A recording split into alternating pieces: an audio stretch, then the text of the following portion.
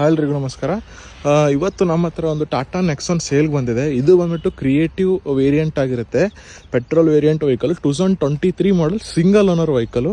ತುಂಬ ನೀಟಾಗಿ ಮೇಂಟೈನ್ ಮಾಡ್ಕೊಂಡಿದ್ದಾರೆ ಕಸ್ಟಮರು. ಸಿಂಗಲ್ ಹ್ಯಾಂಡ್ ಯೂಸ್ ಅಲ್ವಾ, ಅದಕ್ಕೆ ತುಂಬ ನೀಟಾಗಿದೆ.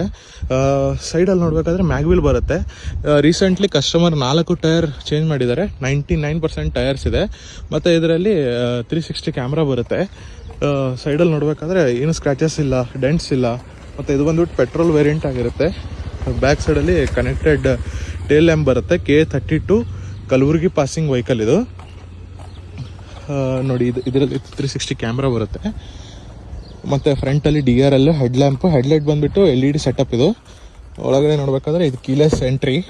ಒಳಗಡೆ ಸೀಟ್ಸ್ ಕೂಡ ತುಂಬ ನೀಟಾಗಿ ಮೇಂಟೈನ್ ಮಾಡ್ಕೊಂಡಿದ್ದಾರೆ. ಇದು ಆಫ್ಟರ್ ಮಾರ್ಕೆಟ್ ಕಸ್ಟಮರ್ ಹಾಕೊಂಡಿರೋದು. ಬ್ಯಾಕಲ್ಲಿ ಕೂಡ ತುಂಬ ನೀಟಾಗಿದೆ. ಆಮ್ರೆಸ್ಟ್ ಬರುತ್ತೆ. ಬನ್ನಿ ಓಡೋಮೀಟರ್ ಚೆಕ್ ಮಾಡೋಣ.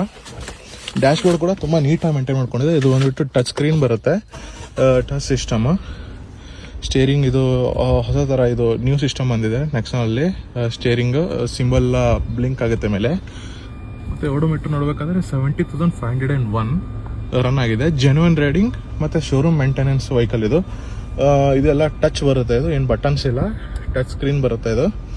ಇದೆಲ್ಲ ಮೋಡ್ಸ್ ಬರುತ್ತೆ, ಸಿಟಿ, ಈಕೋ, ಸ್ಪೋರ್ಟ್ ಅಂತ.